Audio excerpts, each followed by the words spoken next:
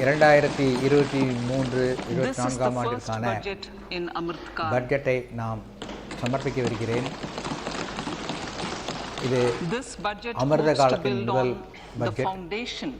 Laid in the previous budget and the blueprint drawn for India at 100. We envision a prosperous and inclusive நிதிநிலை அறிக்கையில் நாங்கள் அமைத்த அடித்தளத்தின் மீது எழுப்பப்படுகிற பட்ஜெட் இது. வருகின்ற சுதந்திரத்தின் அமிர்த காலமான நூற்றாண்டிற்குள் நம் நாடு எப்படி அமைய வேண்டும் என்ற எண்ணத்தில் இந்த budget தயாரிக்கப்பட்டிருக்கிறது.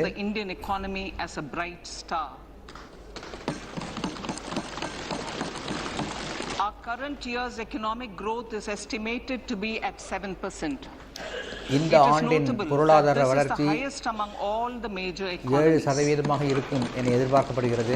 This is in spite of the massive slowdown globally caused by COVID-19 and the war.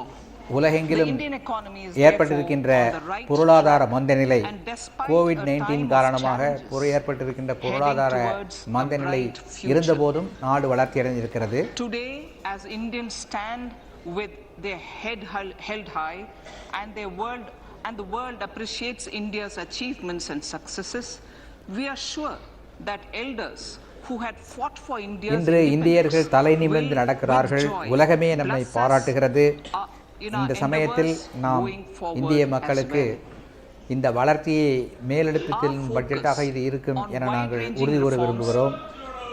And sound policies implemented through Sabka Prayas, resulting in Jan Bhagidari and targeted support to those in need, helped us perform well in trying times.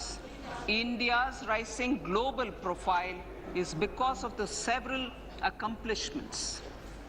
India தான் செய்துள்ள சாதனைகளின் காரணமாக இன்று உலகத்தில் பாராட்டப்படுகிறது. COVID vaccination drive in unparalleled scale and speed, proactive role in frontier areas such as achieving the climate-related செயல்பட்ட வேகம், அளவு இவற்றையெல்லாம் உலகம் பாராட்டுகிறது. During the COVID-19 pandemic, we ensured that no one goes to bed hungry with a scheme to supply Covid பெருந்தொற்று காலத்தில் இந்திய நாட்டின் ஏழைகள் எவரும் இரவில் உணவில்லாமல் பசியோடு படுக்கக்கூடாது என்பதற்காக நாம் சில நடவடிக்கைகளை எடுத்தோம். We are implementing from 1st January 2023 a scheme to supply free food grain to all Antyodaya and priority households for the next Antyodaya card வைத்திருப்பவர்களுக்கும் பிற ஏழை மக்களுக்கும் இந்த ஆண்டு ஜனவரி 1ஆம் தேதியிலிருந்து இலவசமாக உணவு தானியங்கள் வழங்கும் திட்டத்தை நாங்கள் தொடர்கிறோம். In these times of global challenges, the G20 presidency gives us a unique opportunity to strengthen India's role in the world இந்த சிக்கலான நேரத்தில் G20 தலைமை பொறுப்பும் நம்முடைய நாட்டிற்கு வந்திருப்பது மிகவும் பெருமைக்குரிய விஷயம்.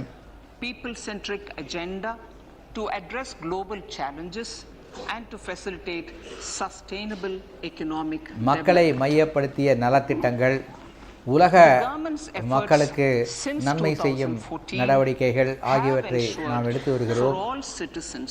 A better quality of life and life of dignity.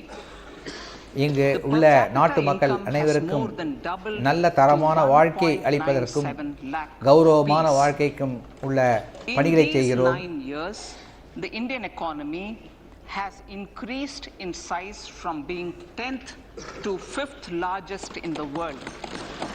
10வது இடத்திலிருந்து 5வது இடத்திற்கு பொருளாதார அமைப்பில் நாடு முன்னேறி இருக்கிறது. As well as a well-governed and innovative country with a conducive environment for business as reflected in several global indices. We have made a significant progress in many sustainable development goals. நிலைத்து வளரக்கூடிய இருக்கக்கூடிய வளர்ச்சி பணிகளில் நாம் சிறப்பான சாதனைகளை செய்திருக்கிறோம். More than doubling to 27 crore and rupees 7,400 crore digital payments of 126 lakh crore rupees through UPI in 2022. 7,400 கோடி ரூபாய் அளவிற்கு டிஜிட்டல் பேமெண்ட்டுகளை நாம் செய்திருக்கிறோம். UPI மூலமாக 1 லட்சம் கோடிக்கும் மேலான பண பரிவர்த்தனை நடந்திருக்கிறது. Some of the schemes are 11.7 crore household toilets under Swachh Bharat mission, which is achieved. நாங்கள் நடைபெறுத்தி இருக்கிற திட்டங்களில் சில இல்லங்கள் தோறும் கழிவறை அமைத்து கொடுக்கும் திட்டம், vaccination of 102 crore persons, 47.8 crore PM Jan Dhan bank accounts, Covid தடுப்பூசி போட்டது, பிரதம மந்திரியின் ஜன்தன் வங்கி கணக்குகள் தொடங்கியது, under PM Suraksha Bima and PM Jeevan Jyoti Yojana, and பிரதம மந்திரியின் transfer of 2.2 காப்பீடு திட்டம் to 11.4 crore to over 11.4 crore farmers under PM Kisan Samman Nidhi. பிரதம மந்திரியின் கிசான் சம்மான் நிதி மூலமாக 11.4 கோடி விவசாயிகளுக்கு நிதி அளித்தது. And knowledge based economy with strong public finances and a robust financial sector. To achieve this, Jan Bhagidari through Sabka Saath Sabka Prayas is essential. The economic agenda for achieving this அனைவரோடும் அனைவரின் உயர்த்தியும் என்ற அந்த கொள்கை இந்த வளர்ச்சிகளுக்கு மிகவும் முக்கியமாக தேவை. Citizens, especially the youth, to fulfill their aspirations. Second, providing strong impetus to growth and job creation. And third, strengthening macroeconomic stability. இளைஞர்களுக்கு வேலை வாய்ப்பு அளித்தல், இளைஞர்களுக்கு தொழில் தொடங்க வாய்ப்பு அளித்தல். In our journey to India at 100, we believe that the medium following 4 அளவிலான opportunities can be transformative தொழில்துறையை ஊக்குவித்தல் ஆகிய 3 முக்கியமானவை. Economic empowerment of women. Deen Dayal Antyodaya Yojana National Rural Livelihood Mission. Deen Dayal Antyodaya Yojana திட்டத்தின் மூலம் பெண்களுக்கு வலிமை அளிக்கும் நடவடிக்கைகள் மேற்கொள்ளப்பட்டிருக்கின்றன. We will enable these groups to reach the next stage of economic empowerment through formation of large producer enterprises or collectives, with each having மகளிர் சுய உதவி குழுக்களை இணைத்து மிக பெரிய உற்பத்தியாளர் கூட்டமைப்பை உருவாக்க நாங்கள் முயற்சி செய்து வருகிறோம். design, quality, branding and marketing of their products. Through supporting these policies, they will be enabled to scale up their operations to serve the large consumer markets, as has been the case with இந்த the நடவடிக்கைகளால் மகளிர் சுய உதவி குழுக்கள் மிக பெரிய மார்க்கெட்டை அடைவதற்கு வாய்ப்பு கிடைக்கும். PM Vikas. For centuries, traditional artisans and craftspeople who work with their hands using tools have brought renown for India. They generally refer to as Vishwakarma. The art and the கையால் handicraft சிறு சிறு created by them கருவிகளை கொண்டு represents the true spirit of Atmanirbhar கலைப்பொருட்களை Bharat. உருவாக்கிய இந்த கலைஞர்களுக்கு எந்த விதமான மரியாதையும் இந்த நாட்டில் கிடைக்கவில்லை. For them has been conceptualized. The new scheme will enable them to improve the quality, scale and reach of their products, integrating them with the MSME value chain. எங்களுடைய புதிய திட்டத்தின் மேல் புதிய திட்டத்தின் கீழ் MSME துறையாக இந்த கலைஞர்கள் அங்கீகரிக்கப்பட்டு இவர்களுடைய கலைப்பொருட்கள் மிகப்பெரிய வணிக அமைப்பிலே கொண்டு வருவதற்கான ஏற்பாடுகள் நடந்து கொண்டிருக்கின்றன. Digital payments and social security. This will greatly benefit the scheduled castes, scheduled tribes, OBCs, women and people belonging to the weaker sections. Tourism. The country offers immense attraction for domestic as well as foreign tourists. சுற்றுலாத்துறையில் There is a large potential உள்நாட்டு to be tapped சுற்றுலாவிற்கும் into வெளிநாட்டு tourism. பயணிகளுக்கான The sector சுற்றுலாவிற்கும் holds huge இந்த அரசு opportunities அதிக for jobs முக்கியத்துவம் and அளித்து வருகிறது. entrepreneurship for youth in particular. Promotion of tourism will be taken up on mission mode with active participation of states, convergence of government programs and public-private partnerships. இந்த துறை அரசுகளின் மத்திய மாநில We are அரசுகளின் implementing துணையோடு many programs for green மக்களின் fuel, துணையோடு green தனியார் energy, துறையின் துணையோடு green farming, ஊக்குவிக்கப்படும். green mobility, green buildings and green equipment and policies for efficient use of energy across various economic sectors. These green growth efforts help in reducing carbon intensity of the economy and எரிசக்தி provides for துறையில் large-scale green job opportunities. மாசு சேர்க்காத எரிசக்தியை பயன்படுத்தும் green Priorities of திட்டங்கள் this budget. The budget adopts the பல following 7 தொடங்கப்பட்டிருக்கின்றன. priorities. They complement each other and act as the Saptarishi guiding us through the Amritkal.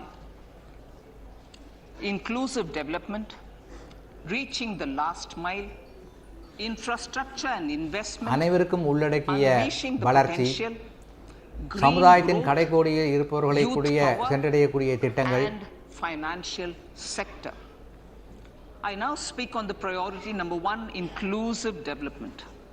The முதலில் government's philosophy of அனைவரையும் உள்ளடக்கிய வளர்ச்சி பற்றி பேசுகிறேன். has facilitated inclusive development covering in specific farmers, women, youth, OBCs, scheduled castes, scheduled tribes, Divyang அனைவரையும் and உள்ளடக்கிய economically திட்டங்களில் weaker sections விவசாயிகள், and overall priority for the underprivileged. பிற்படுத்தப்பட்டோர், தாழ்த்தப்பட்டோர், மலை ஜாதியினர் போன்ற அனைத்து மக்களுக்கும் அரசின் திட்டங்கள் சென்றடைய வேண்டும் என்ற வகையில் திட்டங்கள் உருவாக்கப்படுகின்றன.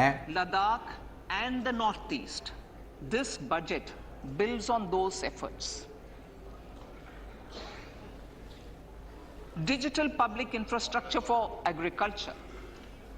Digital public infrastructure for agriculture விவசாயத்துறைக்கான will be built as an digital open கட்டமைப்பு source, open உருவாக்குவதற்கான standard and interoperable முயற்சிகள் public செய்யப்படுகின்றன. code. This will enable inclusive farmer-centric solutions through relevant information services for crop planning and health, improved access to farm inputs, credit and insurance, help for crop estimation, market intelligence, and support for எந்த growth பயிரை of பயிர் செய்ய agri-tech வேண்டும், industry and startups. அதற்கு காப்பீடு எப்படி எடுக்க வேண்டும் போன்ற பல செய்திகளை இணைத்து ஒரு டிஜிட்டல் தீர்வு வழங்கப்படும்.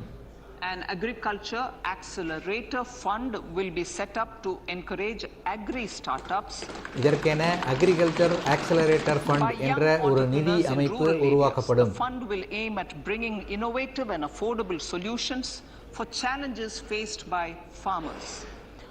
விவசாயிகள் சந்திக்கும் பிரச்சனைகளுக்கு புதிய எளிய தீர்வுகளை தருவதற்கு ஆராய்ச்சிகள் செய்ய இந்த நிதி பயன்படுத்தப்படும். To enhance the productivity of extra long staple cotton, we will adopt a cluster-based and value chain approach through public-private partnerships. This will mean collaboration between farmers, state and industry for input supplies, extension services and market linkages. அரசு துறை, தனியார் துறை, விவசாயிகள் மூவரும் இணைந்து இந்த துறையில் பணியாற்றுவதற்கான முயற்சிகள் மேற்கொள்ளப்படும். For high value horticultural crops at an outlay of 2200 crores. 2200 கோடி ரூபாய் நிதி millets which are Sri Anna. நிதியில் India is the forefront. அலங்கார தோட்டப் பயிர்கள் வளர்க்கப்படும்.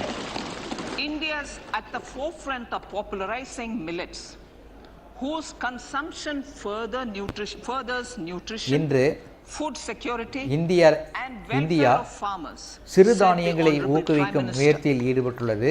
We are the largest producer and second largest exporter of Sri Anna in the world.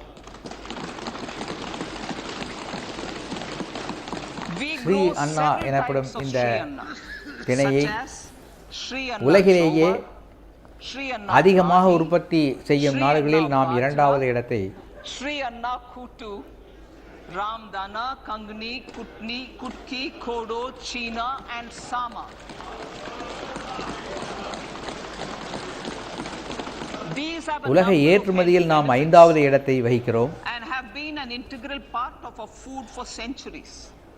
I acknowledge with இந்த pride சிறுதானியங்கள் the நம்முடைய huge உணவு service பழக்க done by வழக்கத்தில் small farmers in கடந்த பல contributing to நூறு the health ஆண்டுகளாக of fellow இருந்து citizens வந்தது. by growing these Sri Anna. Now to make India a global hub for Sri Anna, the Indian Institute of Millet Research, ideally Indian Institute of the Sri Anna Research, Hyderabad will be supported as the center of excellence for sharing best practices, research and technologies at the international இந்தியாவின் level. சிறுதானியங்கள் வளர்ச்சியை உற்பத்தியை The பெருக்குவதற்காக agricultural credit ஹைதராபாத்தில் target உள்ள will be இந்த increased to 20 சிறுதானிய lakh வளர்ச்சி crores with focus on animal ஆய்வு husbandry, மையம் dairy and fisheries. ஒரு சிறப்பு ஆய்வு மையமாக We மாற்றப்படும். will launch a new sub-scheme of PM Matsya Sampada Yojana, which is an existing scheme, but we'll launch a new sub-scheme with targeted investment of 6,000 crores to further enable activities of fishermen, fish vendors and micro and small entrepreneurs, improve value chain efficiencies and expand the market. மீனவர்கள் நலனுக்காக 6000 Farmers, கோடி especially small and ரூபாய்க்கான marginal farmers ஒரு and other புதிய marginalized sections, பிரதம மந்திரியின் the திட்டம் government ஒன்று is ஏற்கனவே promoting இருக்கின்ற ஒரு திட்டத்தில் ஒரு cooperative-based துணை திட்டமாக economic development தொடங்கப்பட model. இருக்கிறது. A new Ministry of Cooperation was formed with a mandate to realize the vision of Sahakar Se Samriddhi. To realize this vision, the government has already initiated computerization of 63,000 primary agricultural credit societies with an investment of 2,560 crores, 2,516 crores. 2516 கோடி ரூபாய் நிதி பங்களிப்பில் Model bylaws for PACS வேளாண்மை கூட்டுறவு வங்கிகளை digital மயமாக்குவதற்கான நடவடிக்கைகள் மேற்கொள்ளப்பட்டு வருகின்றன. A national cooperative database is being prepared for countrywide mapping of cooperative societies. With this backdrop, we will implement a plan to set up massive decentralized storage capacity. இந்த digital இணைப்பின் மூலமாக ஒரு மாபெரும் This will help farmers store their produce and realize remunerative தானிய prices கிடங்கு to sale at தொடங்குவதற்கான appropriate times. The திட்டம் government will also facilitate setting up of a large number of தொடங்கப்பட்டிருக்கிறது. multi-purpose cooperative societies, primary fishery societies and dairy cooperative societies in uncovered panchayat and villages in the next 5 இதன் மூலம் years. மீனவர்கள் கூட்டுறவு சங்கம், வேளாண் கூட்டுறவு சங்கம், பால் கூட்டுறவு சங்கம் போன்றவை இதுவரை தொடங்கப்படாத பகுதிகளில் தொடங்குவதற்கான Health, ஏற்பாடுகள் செய்யப்படும். education and skilling. 157 new nursing colleges will be established in co-location with the existing 157 medical colleges தற்போது established இருக்கின்ற since 157 2014. மருத்துவ கல்லூரிகளுக்கு அருகிலேயே 157 நர்சிங் கல்லூரிகள் தொடங்குவதற்கான ஏற்பாடுகள் செய்யப்படும். By 2047 will be launched. It will entail awareness creation, universal screening of 7 crore people in the age group of 0 to 40 years in affected tribal areas and counseling through collaborative efforts of central ministries and state governments. Facilities in select ICMR labs, Indian Council for Medical Research Labs, will be made available for research by public and private medical college faculty and private sector Indian R&D council for teams medical for research என்கின்ற encouraging மருத்துவ collaborative ஆய்வு research கழகத்தின் and innovation. சோதனை சாலைகள் வசதி A new தனியார் pharma program, கல்லூரிகளின் a new program to ஆய்வாளர்களுக்கும் promote கிடைக்கும் research and அளவிற்கு innovation in ஏற்பாடுகள் செய்யப்படும். pharmaceuticals will be taken up through centers of excellence. We shall also encourage industry to invest in research and development in specific priority areas. தொழிலதிபர்கள் ஆய்வுகளில் Dedicated multidisciplinary தங்களுடைய courses பணத்தை முதலீடு for செய்வதற்கான medical முயற்சிகள் devices will be மேற்கொள்ளப்படும். supported in existing institutions to ensure availability of skilled manpower for futuristic medical technologies, high-end manufacturing and research. மருத்துவத் துறையில் பயிற்சி பெற்ற Teachers டெக்னீஷியன்களை உருவாக்குவதற்கான Teachers பயிற்சி training will be பள்ளிகள் re-envisioned through தொடங்கப்படும். innovative pedagogy, curriculum transaction, continuous professional development, dipstick surveys, and ICT implementation. The District Institute of Education and Training will be developed as vibrant institutes of excellence for this purpose. இதற்காக மாவட்டங்கள் தோறும் அமைக்கப்பட்டிருக்கின்ற education centers National Digital Library for Children and Adolescents. வலுப்படுத்தப்படும். A National Digital Library for Children and Adolescents will be set up for facilitating availability of quality books across geographies, languages, genres and levels and device தேசிய அளவில் agnostic ஒரு accessibility. இணைய States will நூலகம் be encouraged to அமைக்கப்படும். set up physical libraries for இதன் them மூலம் at panchayat and ward levels குழந்தைகளும் and பெரியவர்களும் provide தங்களுக்கு infrastructure தேவையான நூல்களை இணையம் மூலம் படிப்பதற்கான for ஏற்பாடு accessing செய்யப்படும். the National Digital Library resources. Additionally, to build a culture of reading and to make up for pandemic time learning loss, the National Book Trust, the Children's Book Trust, and other sources will be encouraged to provide and replenish non-curricular titles in regional languages and in English to these physical libraries. Collaboration தேசிய with குழந்தைகள் NGOs that work in literacy அமைப்பும் will also be a part of this பிற initiative அமைப்புகளும் to inculcate இணையம் financial மூலம் literacy. குழந்தைகள் படிப்பதற்கு Financial புத்தகங்களை sector regulators தயார் and செய்யுமாறு organizations ஆங்கிலத்திலும் will be encouraged பிராந்திய to மொழிகளிலும் provide தயார் செய்யுமாறு கேட்டுக்கொள்ளப்படுவார்கள். age-appropriate reading material to these libraries. I move to priority 2, reaching the last mile.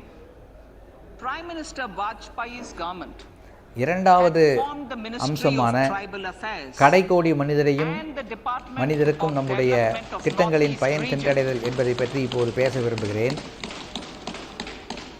to provide a sharper focus to the objective of reaching the last mile. Our government has formed the ministries of Ayush, Fisheries, Animal Husbandry and Dairying, Skill Development, Jal Shakti and Cooperation. கடைக்கோடி மனிதரையும் சென்றடைவதற்காக எங்களுடைய அரசாங்கம் மீனவர்களுக்கான தனி அமைச்சகத்தையும் தனி The துறையையும் government has recently launched இது போன்ற the பல துறைகளையும் aspirational தொடங்கி blocks இருக்கிறது. program covering 500 blocks for saturation of essential government services across multiple domains such as health, nutrition, education, agriculture, water resources, financial சுகாதாரம், inclusion, skill நீர், development and basic குடிநீர் வழங்கல் துறை, infrastructure. விவசாயம் போன்ற பல துறைகளை Madam பற்றிய Speaker, sir, செய்திகளை Pradhan Mantri திட்டங்களை PBTG, கடைக்கோடி மனிதரையும் which is சென்றடைவதற்காக முழு primitive நாட்டையும் vulnerable 500 tribal groups பிளாக்குகளாக development mission பிரித்து is திட்டங்களை being launched. செயல்படுத்தும் முறை தொடங்கப்பட்டிருக்கிறது. To improve socio-economic conditions of the particularly vulnerable tribal groups, the PBTGs as we refer them to. Pradhan Mantri PBTG Development Mission will be launched. This will saturate PBTG families and habitations with basic மிகவும் facilities பின்தங்கிய such as safe housing, clean மலை drinking water Pradesh and மக்களுக்கு sanitation, பிரதம improved மந்திரியின் access to education, health, PVCG nutrition, திட்டத்தின்படி road and telecom connectivity and sustainable இவர்கள் இருக்கும் livelihood பகுதிகளில் opportunities. நல்ல An குடிநீர் amount of வழங்குதல், சாலை வசதி அமைத்துக் கொடுத்தல், 15,000 crores வீடுகள் will be அமைத்துக் made கொடுத்தல் available to போன்ற implement the mission திட்டங்கள் in the செயல்படுத்தப்படும். next 3 years under the Development Action Plan for the Scheduled Tribes. இவையெல்லாம் அடுத்த 3 ஆண்டுகளில் ஷெட்யூல்டு ட்ரைப் டெவலப்மெண்ட் திட்டத்தின் கீழ் செயல்படுத்தப்படும். Center will recruit 38,800 teachers. அடுத்த 3 ஆண்டு காலத்தில் 38,800 ஆசிரியர்கள் அரசு பணிக்காக தேர்ந்தெடுக்கப்படுவார்கள். Which is serving 3.5 lakh tribal students. இவர்கள் இந்த மலைவாழ் மக்களுக்கான பள்ளிகளில் பணியமர்த்தப்படுவர். In the drought prone central regions of Karnataka, central assistance of 5,300 crore will be given to Upper Bhadra project to provide கர்நாடகாவிற்கு 5,300 கோடி ரூபாயில் பத்ரா மேல் அணை திட்டத்திற்காக வழங்கப்படும். இது வறட்சியான அந்த மத்திய கர்நாடக பகுதிகளுக்கு மிகவும் நன்மை அளிப்பதாக இருக்கும். is being enhanced by 66% to over 79,000 crores. Bharat Shared Repository of Inscriptions will be set up in a digital epigraphy museum with digitization of 1 lakh ancient inscriptions in the first stage. Support for பழமையான கல்வெட்டுக்களை digital மயமாக்குவதற்கான திட்டம் தொடங்கப்படும். and unable to afford the penalty or the bail amount, required financial support will be provided.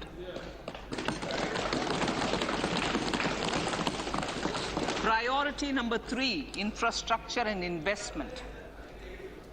மூன்றாவது அம்சம் எங்களுடைய அரசின் வளர்ச்சி திட்டங்களின் அம்சம் என்னவென்றால் on growth and கட்டமைப்பு. After the subdued period of the pandemic, private investments are growing again. The budget takes the lead once again to ramp up the virtuous cycle of investment and job creation. Honorable Speaker, sir, the capital investment outlay is being increased steeply for the 3rd year in a row by 33% to 10 lakh crores, which would be வரிசையாக 3வது ஆண்டாக பணிகளுக்காக நிதி ஒதுக்கீடு அதிகரிக்கப்படுகிறது. இந்த ஆண்டு 33% அதிகரிக்கப்பட்டு 10 லட்சம் கோடியாக இது அதிகரிக்கப்படுகிறது. இது ஜிடிபியில் 3.3% இருக்கும். made in 2019-20.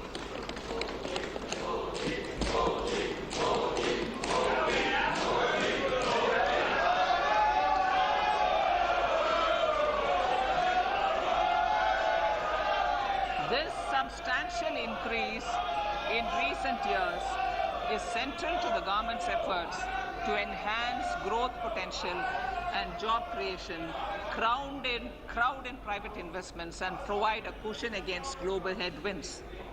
The direct capital investment by the center is complemented by the provision made for creation of capital assets through grants and aids to state. The effective capital expenditure of the center is budgeted at 13.7 lakh crore rupees, which will be மாநில அரசுகளுக்கும் வழங்கப்படும். 4.5% of GDP. Support to state governments for capital investment. மாநிலங்களுக்கு வழங்கப்படும் நிதி உதவி. 50-year interest-free loan to state governments for 1 more year to spur investment in infrastructure. 20 ஆண்டுகளில் திருப்பியை செலுத்தக்கூடிய கடன் வழங்கும் திட்டம், மாநில அரசுகளுக்கு கடன் வழங்கும் திட்டம் மேலும் 1 ஆண்டுக்கு நீட்டிக்கப்படுகிறது. The newly established Infrastructure Finance Secretariat will assist all stakeholders for more private investment in infrastructure, including railways, roads, urban infrastructure and power, which are predominantly depend on public resources. The harmonized master list of infrastructure will be reviewed by an expert committee for recommending the classification and financing framework suitable for our call. Capital ஃபண்டை அதிகமாக பயன்படுத்துகின்றன. இவர்களுக்கு உதவி செய்வதற்காக நிதி அமைச்சகத்தில் ஒரு புதிய அதிகாரி ஒருவர் நியமிக்கப்பட்டிருக்கிறார். Of 2.40 lakh crores has been provided for the railways. Railway துறைக்காக 2.04 லட்சம் கோடி ரூபாய் இதில் ஒதுக்கப்பட்டிருக்கிறது. This highest ever outlay is about 9 times the outlay made in 2013-14. 2013-14 ஒதுக்கப்பட்ட தொகையை விட இது 9% அதிகமாகும். Transport infrastructure projects for last and first mile connectivity for ports, coal, steel, fertilizer and food grain sectors have been identified. They will be taken up on priority with investment of 75,000 crores, including 15,000 crore from private sources. 50 additional சாலை பணிகளுக்காக 75,000 கோடி ரூபாய் water aerodromes and advanced landing grounds will be revived for improving regional air connectivity. பிராந்தியங்களுக்கு இடையே உள்ள விமான போக்குவரத்தை ஊக்குவிப்பதற்காக புதிய விமான நிலையங்கள் துவங்கப்படும்.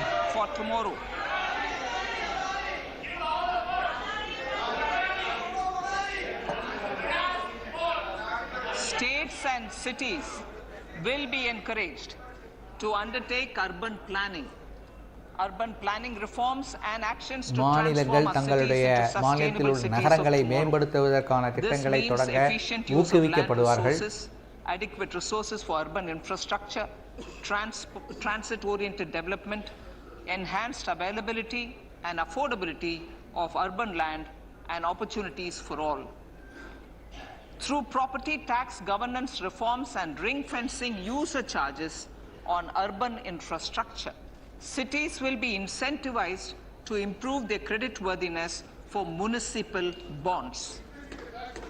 Like the RIDF, an urban infrastructure development fund will be established through use of priority sector lending shortfall. This will be managed by the National Housing Bank நகராட்சிகளுக்கு and will உதவி be used by செய்வதற்காக public agencies அவை to நிதி create திரட்ட urban infrastructure in ஏதுவாக tier 2 and municipal tier 3 பாண்டுகளை cities. வெளியிட States will be அனுமதிக்கப்படும். encouraged to leverage resources from the grants of the நகராட்சி 15th வளர்ச்சி Finance பணிகளுக்காக Commission, as ஒரு well as புது existing schemes நிதியம் to adopt appropriate user உருவாக்கப்படும். charges while accessing the UIDF. We expect to make available 10,000 crore rupees per annum for this purpose. இந்த திட்டத்திற்காக All cities ஆண்டிற்கு and 10,000 towns கோடி ரூபாய் will ஒதுக்க be நாங்கள் முடிவு enabled செய்திருக்கிறோம். for 100% mechanical desludging of septic tanks and sewers to transition from manhole to machine hole mode. கழிவுகளை மனித கழிவுகளை மனிதர்களே அகற்றும் அந்த அவல நிலையை நீக்குவதற்காக will be provided for scientific management manhole என்பது இனி மிஷின் ஹோலாக மாறும். அதற்கான இயந்திரங்கள் வாங்கப்படும். Prime Minister had said, good governance is the key to a nation's progress. Our government is committed to providing a transparent and accountable administration which works for the betterment and welfare of common citizens. Mission Karma Yogi. Under Mission Karma Yogi, center, states and the union territories are making and implementing capacity building plans for civil servants. The government has also Mission Karma launched Yogi an என்ற integrated திட்டத்தின் online கீழ் training platform I Got Karma Yogi to provide continuous learning opportunities for lakhs of government employees to upgrade their civil service துறையில் and facilitate சேர்வதற்கு people-centric மாணவர்களை approach. தயார் செய்வதற்கான பயிற்சி மையங்கள் for enhancing நடத்தப்பட்டு ease of வருகிறது. doing business. More than 39,000 compliances have been reduced, and more than 3,400 legal provisions have been decriminalized. புதிய தொழில்துறை தொடங்குவதற்கு தடையாக இருப்பதாக எண்ணப்பட்ட For furthering 39,000 the trust-based governance, we have introduced the Jan Vishwas bill விதிகள் to amend நீக்கப்பட்டிருக்கின்றன. 42 பல central புதிய acts. சட்டங்கள் This உருவாக்கப்பட்டிருக்கிறது. budget proposes a series of measures to unleash the potential of our economy. Centers of excellence for artificial intelligence. For realizing the vision of செயற்கை நுண்ணறிவு make தொடர்பான AI in India and பயிற்சி make மையங்கள் AI centres of work for excellence India. Excellence 3 centers of உருவாக்குவதற்கான excellence திட்டம் for artificial intelligence will be set up in top educational institutions. Leading industry players will partner in conducting உயரிய interdisciplinary research, கல்வி அமைப்புகளில் develop இத்தகைய cutting-edge பயிற்சி மையங்கள் applications உருவாக்கப்படும். and scalable problem solutions in the areas of agriculture, health, and sustainable cities. This will galvanize an effective AI ecosystem and nurture quality human resources in the field. இந்த திட்டத்தின் மூலம் National data செயற்கை governance policy நுண்ணறிவு to துறையில் unleash பயிற்சி பெற்ற innovation and research by startups மனிதர்கள் and உருவாக்கப்படுவார்கள். academia.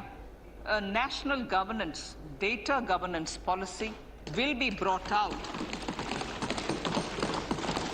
தரவுகள் This will மேலாண்மை enable தொடர்பாக access to தேசிய anonymized கொள்கை data. உருவாக்கப்பட்டு The KYC process will be நாட்டுக்கு simplified, அளிக்கப்படும். adopting a risk-based instead of one-size-fits-all approach.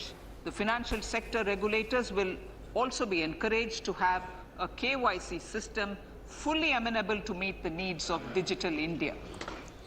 Digital இந்தியாவிற்கு One-stop தேவையான solution நோயுவர் for கஸ்டமர் identity என்கின்ற and கேஒய்சி address updating. விவரங்களை A one-stop மக்களிடம் solution for பெறுவதற்கு reconciliation and updating of identity and சார்ந்த address of துறைகள் individuals ஊக்குவிக்கப்படுவர். maintained by various government agencies, regulators, and regulated entities will be established using DigiLocker service and Aadhaar as foundational identity. Speaker Sir, common business identifier for the business establishments required to have a permanent account number. The PAN will be used as the common identifier for all digital systems of specified government agencies. அரசு துறைகள் நிதி வழங்குதல் This will bring தொடர்பான ease of doing business and it will be விஷயங்களுக்கு facilitated ஒவ்வொரு through a மனிதருக்கும் legal தனி mandate. அடையாள எண்ணாக For obviating PAN the number need for உபயோகப்படுத்தப்படும். separate submission of same information to different government agencies, a system of unified filing process will be set up. Such filing of information or return in simplified forms on a common portal will be shared with other agencies as per the filer's choice. Vivad se Vishwas 1, relief for MSMEs. In cases of failure by MSMEs to execute contracts during the COVID period, 95% of the forfeited amount relating to the bid or performance security will be returned to them by government and government undertakings. This will provide relief to the MSMEs. Vivad se Vishwas 2, settling contractual disputes. To settle contractual disputes of government and government undertakings wherein arbitral award is under challenge in a court, a voluntary settlement scheme with standardized terms will be introduced.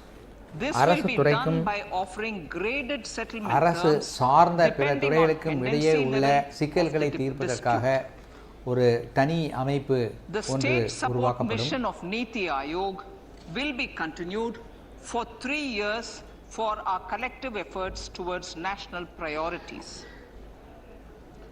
result-based financing to better allocate scarce resources for competing development needs. The financing of select schemes will be changed on a pilot basis from input-based to result-based. E-courts. For efficient administration of justice, Phase 3 of e-courts projects Phase 3 of the e-courts project will be launched with an outlay of 7,000 crores. 7000 கோடி நிதி பங்களிப்போடு e-court மூன்றாம் பகுதி services in India have been facilitated by our digital public infrastructure including Aadhaar, PM Jandan Yojana, Video, KYC, India Stack and UPI. To enable more fintech innovative services, the scope of documents available in DigiLocker for individuals will be expanded. டிஜிலாக்கரில் சேமித்து வைக்கப்படும் ஆதார், ஆதார், நம்முடைய கல்விச் சான்றிதழ்கள் போன்றவற்றின் This will be towards storing and எல்லை sharing விரிவாக்கப்படும். documents online securely whenever needed with various authorities, regulators, banks and other business entities. 5G services. 100 labs for developing applications using 5G services will be set up in engineering institutions. 100 லட்சம் கோடி ரூபாய்க்கான To realize a new திட்டப்பணிகள் range of opportunities, business models பொறியியல் and துறையில் employment potential. 5G The labs will cover, among others, தொலைக்காட்சி applications such as smart classrooms, 5G precision தொலைத்தொடர்பு farming, சாதனங்களுக்காக intelligent transport நிறுவப்படும். systems and healthcare applications. Lab-grown diamonds. Lab-grown diamonds is a technology and சோதனை சாலையில் innovation-driven உருவாக்கப்படும் emerging வைரங்கள் sector with high employment potential. இந்த துறையில் These அதிக வேலை environment-friendly வாய்ப்புக்கான diamonds வாய்ப்புகள் which have உள்ளன. optically and chemically the same properties as natural diamonds. இயற்கை To வைரங்களைப் encourage போலவே இந்த indigenous சோதனை சாலை production of வைரங்களும் இருக்கின்றன. LGD, lab-grown diamond seeds and machines, and to reduce import dependency, a research and development grant will be provided to one of the IITs for 5 years.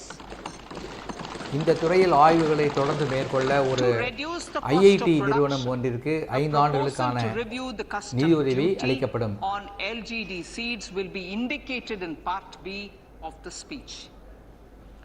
I come to the fifth priority, Honorable Speaker, sir, green growth. ஐந்தாவது Honorable Prime Minister has given பிரியாரிட்டியான a vision for green life growth பற்றி இப்போது or பேச விரும்புகிறேன். lifestyle for environment to spur a movement of environmentally conscious lifestyle. India is moving forward firmly for the Panchamrit, the net zero carbon emission by 2070 to usher in green industrial and economic 2070 ஆண்டுக்குள் transition. This budget builds on our வளிமண்டலத்தில் focus on green growth. கார்பனை சேர்க்கும் திட்டங்களுக்கு எதிரான நடவடிக்கைகளை மேற்கொள்வதற்கான The recently நடவடிக்கைகளை launched National Green Hydrogen Mission இந்த அரசு with an outlay of செய்து வருகிறது. 19,700 crores will facilitate transition of the economy to low carbon intensity, reduce dependence on fossil fuel imports and make the country assume technology and market leadership இப்போது இருக்கின்ற in this petrol sunrise diesel sector. எரிபொருளுக்கு மாற்றான Our target எரி is to பொருட்களை reach an பயன்படுத்துவதற்கு annual 100 கோடி ரூபாய் செலவில் of 5 திட்டம் தொடங்கப்படும். MMT by 2030. ஹைட்ரஜனை பயன்படுத்துவதற்கான Energy திட்டங்கள் தொடங்கப்படும். transition. This budget provides for 35,000 crores for priority capital investment towards energy transition and net zero objectives and energy security by Ministry of Petroleum and Natural Gas. எரிசக்தி பாதுகாப்பிற்காக To steer the economy 35,000 கோடி ரூபாய். To steer the economy on sustainable development path, battery energy storage systems with capacity of 4,000 MWh will be supported with viability gap funding. A detailed framework for pumped storage projects will also be formulated. renewable energy evacuation. The interstate transmission system for evacuation and grid integration of 13 gigawatt renewable energy from Ladakh will be constructed with investment of 20,700 crore, including central support of 8,300 crores. 20,700 கோடி ரூபாய் செலவில் லடாக்கில் இருந்து மின்சாரத்தை behavioral change, மாற்று எரிசக்தி மின்சாரத்தை மற்ற மாநிலங்களுக்கு கொண்டு செல்லும் திட்டத்திற்கு மத்திய அரசு 8,000 கோடி ரூபாய் வழங்கும். Sustainable and responsive actions by companies, individuals and local bodies, and help mobilize additional resources for such activities. PM Program for Restoration, Awareness, Nourishment and Amelioration of Mother Earth, PM Pranam, will be launched to incentivize states and union territories to promote alternative fertilizers and balanced use of chemical fertilizers. வேதியியல் உரங்களை பயன்படுத்துவதற்கு பதிலாக வேறு மாற்று உரங்களை பயன்படுத்துவதற்கு ஊக்குவிக்க மாநிலங்களுக்கும் யூனியன் பிரதேசங்களுக்கும் PM பிரணாம் என்ற ஒரு புதிய திட்டம் தொடங்கப்பட உள்ளது. These will include 200 compressed biogas plants, including 75 plants in urban areas, and 300 community or cluster-based plants at a total investment of 10,000 crores. I will refer to this in Part B also. In due course, a 5% CBG mandate will be introduced for all organizations marketing natural and biogas. For collection of biomass and distribution of biomanure, appropriate fiscal support will also be provided. உயிரியல் உரங்களை அளிப்பதற்கும் அவற்றை விநியோகம் செய்வதற்கும் தேவையான நிதியுதவி அளிக்கப்படும். We will facilitate 1 crore farmers to adopt natural farming. 1 கோடி விவசாயிகள் இயற்கை விவசாயத்தை பின்பற்றுவதற்கு ஊக்குவிக்கப்படுவர். 10,000 bio input resource centers will be set up, creating a national level distributed micro fertilizer and pesticide manufacturing network. Mishti.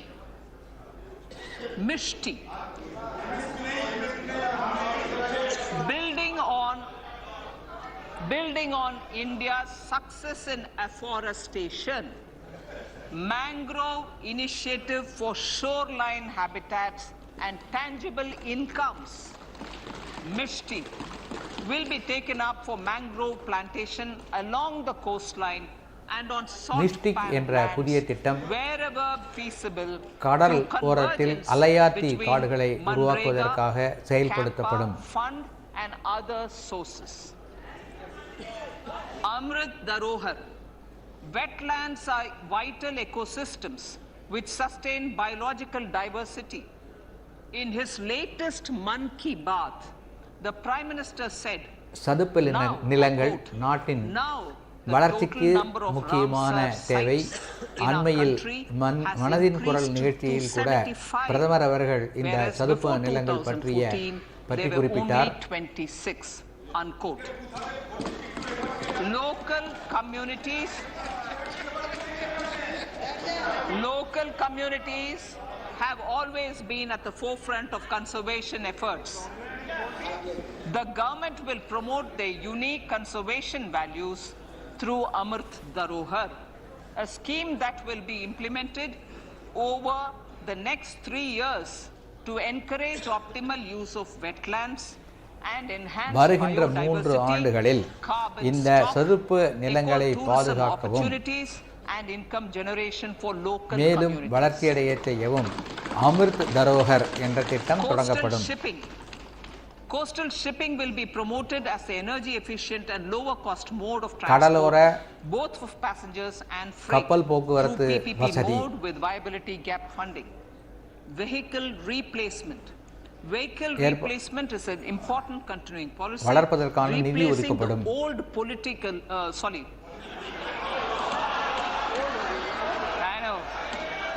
replacing. Absolutely. Thank you. Replacing old polluting vehicles. May be applicable, right? Replacing old polluting vehicles is an important part of greening our economy.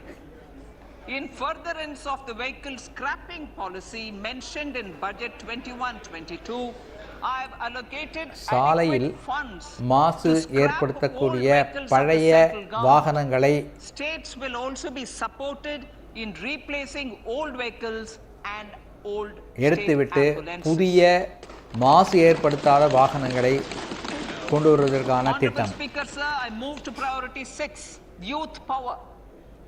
ஆறாவது To empower our youth குறிக்கோளான and help the Amrit period இளைஞர்களுடைய சக்தி என்பதை realize பற்றி their இப்போது dreams. பேசுகிறேன். We have formulated the national education policy, which is very wide in its scope, but one of the things is also to focus on skilling, adopted economic policies that facilitate job creation at scale and have supported business நாங்கள் opportunities. தொடங்கி இருக்கின்ற புதிய கல்விக் கொள்கையில் Pradhan Mantri Kaushal Vikas இளைஞர்களுக்கான திறன் வளர்ப்பு Pradhan என்பதும் Mantri ஒரு Kaushal முக்கிய கொள்கை. Vikas Yojana 4.0 will be launched to skill lakhs of youth within the next 3 years.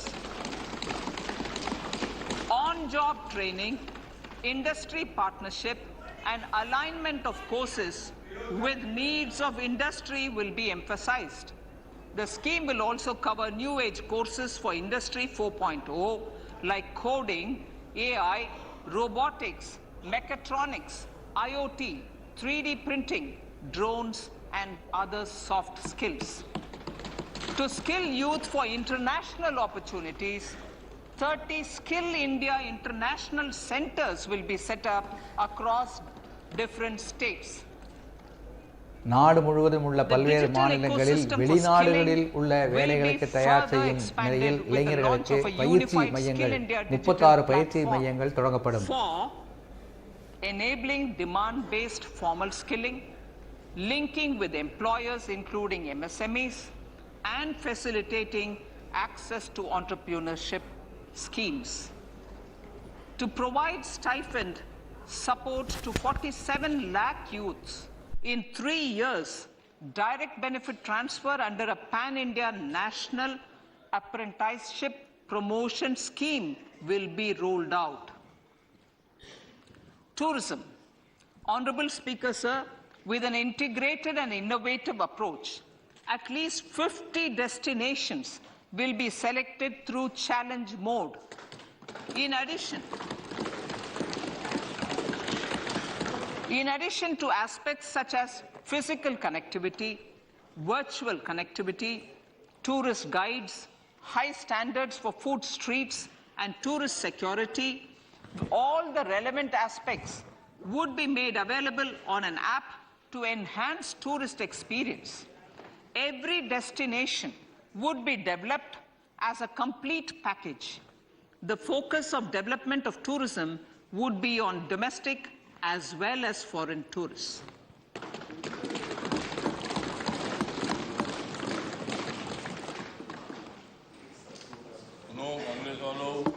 Sector-specific skilling and entrepreneurship development will be dovetailed to achieve the objectives of Dekho Apna Desh initiative. This was launched as an appeal by the Honorable Prime Minister to the middle class to prefer domestic tourism over international tourism. The integrated development of theme-based tourist circuits, the Swadesh Darshan scheme, was also launched. Under the Vibrant Villages program, tourism infrastructure and amenities will be facilitated in border villages. Unity Mall. States will be encouraged to set up a Unity Mall in their state capital or most prominent tourism center or the financial capital for promotion and sale of their one district, one product and GI products and other handicraft products and for providing space for such products of all other states as well. Sir, priority number 7, financial sector. Our reforms in the financial sector and innovative use of technology have led to financial inclusion at scale, better and faster service delivery, ease of access to credit and participation in financial markets. This budget proposes to further these measures. Credit guarantee for MSMEs. Last year, I proposed revamping of the credit guarantee scheme for the MSMEs. I am happy to announce that the revamped scheme will take effect from 1st April 2023 through infusion of 9,000 crores in the corpus. MSME துறைக்கு நிதி அளிக்கும் திட்டத்தை வலுப்படுத்துவதற்கு ஆன திட்டங்களை போன வரவு செலவு கணக்கு அறிக்கையில் நான் சொல்லியிருந்தேன். அந்த வலுப்படுத்தப்பட்ட அந்த திட்டங்கள் இந்த ஆண்டு ஏப்ரல் 1ஆம் நாள் முதல் தொடங்கும். இதற்கு 9,000 கோடி ரூபாய் அதிக நிதி ஒதுக்கப்பட்டிருக்கிறது. This will facilitate efficient flow of credit, promote financial inclusion and foster financial stability.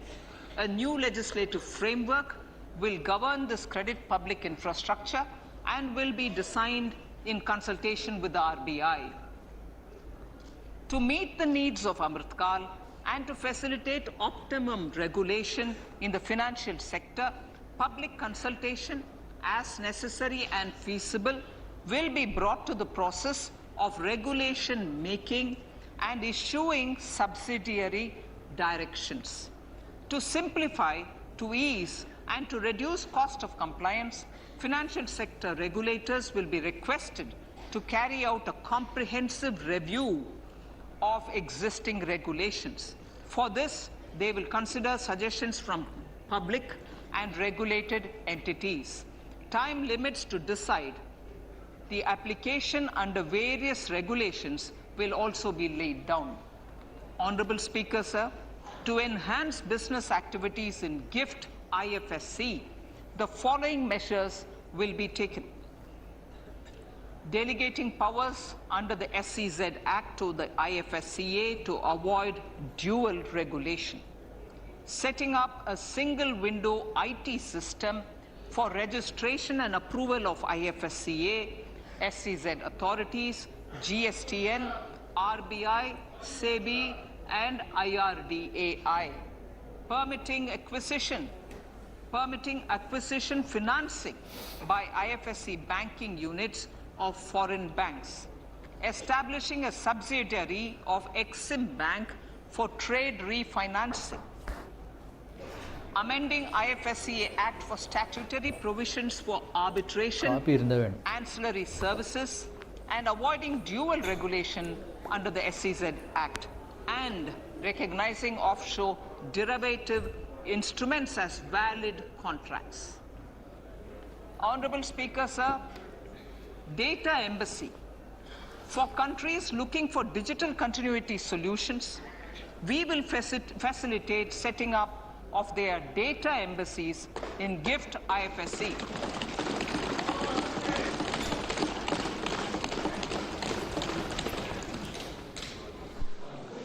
Improving governance and investor protection in banking sector.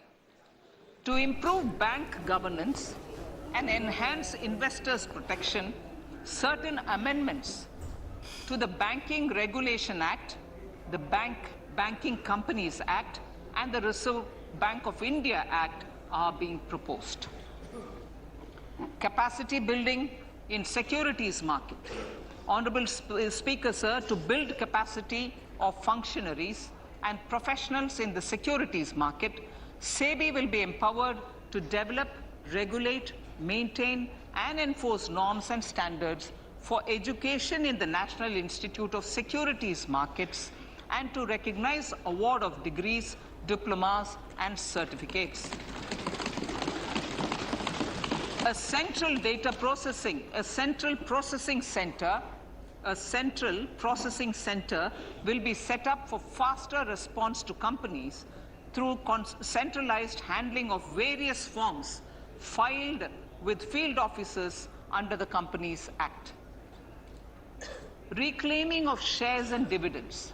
For investors to reclaim unclaimed shares and unpaid dividends from the Investor Education and Protection Fund Authority with ease, from the Investor Education and Protection Fund Authority with ease, an integrated IT portal will be established. Digital payments continue to find wide acceptance. In 2022, they show an increase of 76% in transaction and 91% in value. Fiscal support for this digital public infrastructure will continue in 2023-2024. Azadi Ka Amrit Mahotsav, Mahila Samman Bachat Patra. For commemorating Azadi Ka Amrit Mahotsav, a one-time new small savings scheme, Mahila Samman Savings Patra or Savings Certificate, Mahila Samman Savings Certificate will be made available for a 2-year period up to March 2025. பெண்களுக்கான ஒரு This will சேமிப்பு offer பத்திரம் ஒன்று deposit facility up March to 2 lakh in the name of a woman 2025 or வரை girls for a tenure of அமல்படுத்தப்படும். 2 years at fixed interest rate of 7.5% with partial withdrawal option. இதில் 2 லட்சம் ரூபாய் வரை Senior முதலீடு citizens, செய்யலாம். the maximum deposit limit for senior citizens savings scheme will be enhanced from 15 lakh to 30 lakhs of rupees. மூத்த குடிமக்கள் The maximum deposit limit for monthly income account scheme deposit தொகையின் will be enhanced அளவு from 15 லட்சத்திலிருந்து 4.5 30 lakh லட்சமாக to 9 உயர்த்தப்படுகிறது. lakh for single account and from 9 lakh to 15 lakh for joint account. Honorable Speaker, sir, fiscal management. 50 years interest-free loan to states. The entire 50-year loan to states has to be spent on capital expenditure within 2023-24. 2023-24 ஆண்டு நிதியாண்டிற்குள் செலவழிப்பதற்காக 50 ஆண்டு கால கடன் வசதி மாநிலங்களுக்கு வழங்கப்படும். Capital expenditure. Parts of the outlay will also be linked to or allocated for the following purposes: scrapping old government vehicles, urban planning reforms and பழைய actions, அரசு வாகனங்களை financing reforms in urban local bodies to பணியிலிருந்து make them எடுத்தல், credit worthy for நகர்ப்புற municipal bonds, கட்டமைப்பு, housing for police personnel above காவல்துறையினருக்கு or as part of வீட்டு the வசதி police வழங்குதல், station, constructing unity malls, children and adolescent libraries and digital infrastructure, குழந்தைகளுக்கான and state வயது வந்தோருக்கான share of capital நூலகங்கள் expenditure அமைத்தல் of central schemes. போன்றவற்றிற்காக இந்த Honorable நிதி Speaker, உதவி sir, அளிக்கப்படும். fiscal deficit of states. States will be allowed a fiscal deficit of 3.5% of GSDP, of which 0.5% will be tied to power sector reforms. Revised estimates 2022 to 2023. The revised estimate, Honorable Speaker, sir, of the total receipts other than borrowing is 24.3 lakh crores, of which the net tax receipts are 20.9 lakh crores. The revised estimate of the total expenditure is 41.9 lakh crores of rupees, of which the capital expenditure is about 7.3 lakh crores. The revised estimate of the fiscal deficit is 6.4% of GDP, adhering to the budget estimate. So budget estimates of 2023-24. Coming to 2023-24, the total receipts other than borrowings and the total expenditure are estimated at 27.2 lakh crores and 45 lakh crores respectively. The net tax receipts are estimated at 23.3 lakh crores. The fiscal deficit is estimated to be 5.9% of the GDP. In my budget speech for 21-22, I had announced that we plan to continue the path of fiscal consolidation, reaching a fiscal deficit of below 4.5% by 2025-26, with a fairly steady decline over the period. We have adhered to this path, and I reiterate my intention to bring the fiscal deficit below 4.5% of GDP by 2025-26. To finance the fiscal deficit in 2023-24, the net market borrowings from dated securities are estimated at 11.8 lakh crores. The balance financing is expected to come from small savings and other sources. The gross market borrowings are estimated at 15.43 lakh crores of rupees. Honorable Speaker, sir, I now move to Part B. இப்போது நான் budget உரையின் part B எனப்படும் இரண்டாம் பகுதிக்கு செல்கிறேன். Indirect taxes. My indirect tax proposals will aim to promote exports, boost domestic manufacturing, enhance domestic value addition, encourage green energy and mobility. வெளிநாட்டு ஏற்றுமதியை ஊக்குவிக்கவும் உள்நாட்டு உற்பத்தியை வளர்க்கவும் விதமாக என்னுடைய இன்டைரக்ட் டாக்ஸஸ் என்ற மறைமுக வரிகள் இருக்கும். On goods other than textiles and agriculture from 21 to 13. As a result, there are minor changes in the basic custom duties, cesses and surcharges on some items including toys, bicycle, automobiles and naphtha. Green mobility. To avoid cascading of taxes on blended compressed natural gas, I propose to exempt excise duty on GST paid compressed biogas contained in it. To further provide impetus to green mobility, customs duty exemptions is being extended to import of capital goods and machinery required for manufacture of lithium-ion cells for batteries used in electrical vehicles as well. இயற்கை வாயு மீதான customs duty சலுகை நீட்டிக்கப்படும்.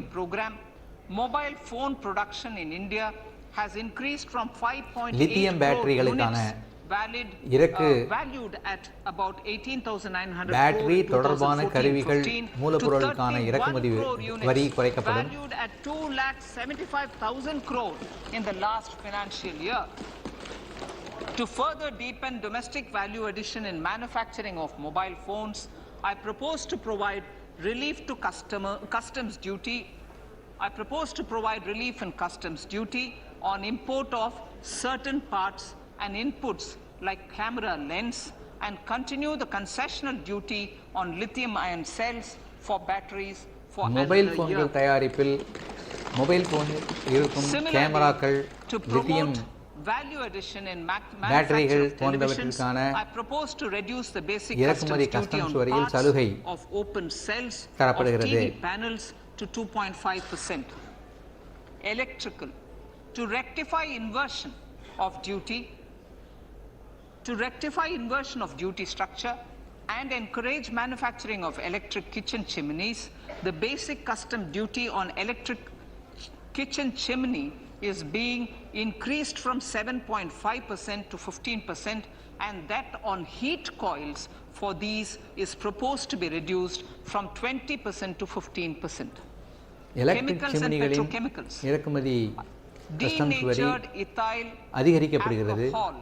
is used in chemical industry. I propose to exempt basic customs duty on it. This will also support the ethanol blending program and facilitate an endeavor for energy transition. Basic customs duty is also being reduced on acid grade fluorospar from 5% to 2.5% to make the domestic fluorochemicals industry competitive. Further, the basic customs duty fluoro on crude கார்பன்களின் glycerin மீதான for இறக்குமதி use வரி in 5% manufacture of இலிருந்து 2.5% குறைக்கப்படுகிறது. epichlorohydrin is proposed to be reduced from 7.5% to 2.5%.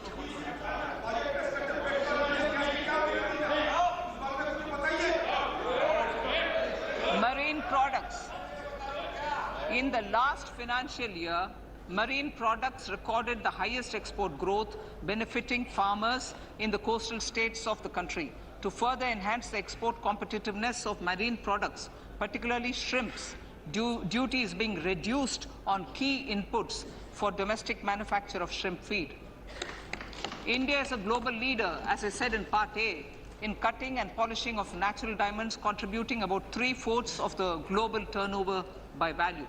With the depletion of deposits of natural diamonds, the industry is moving towards lab-grown diamonds, and it holds huge promise. To seize this opportunity, I propose to reduce the basic customs duty on seeds used in their manufacture. செயற்கை வைரங்கள் உருவாக்குவதற்கான விதைகளுக்கான இறக்குமதி வரி குறைக்கப்படுகிறது. Of gold and platinum were increased earlier this fiscal. I propose to increase the duties on articles made therefrom to enhance the duty differential. I also propose to increase the import duty on silver doors, bars and articles to align them with that on gold and platinum. To facilitate availability of raw materials for the steel sector, exemptions from basic custom duty on raw materials for manufacture of CRGO steel, ferrous scrap and nickel cathode is being continued.